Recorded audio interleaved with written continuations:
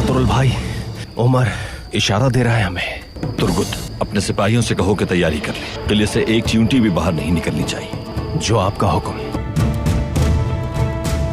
ये तुमने क्या हरकत की क्लॉडियस? अतराफ का जायजा ले रहा था मैं कुछ देर आराम करना चाहता हूँ उस्ताद टाइटोस, अगर आप इजाजत दें। जा सकते हो तुम।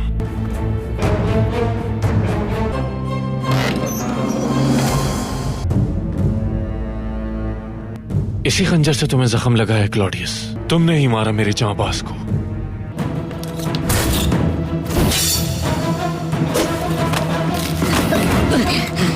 ऐसा क्यों किया तुमने? हाँ, क्यों किया?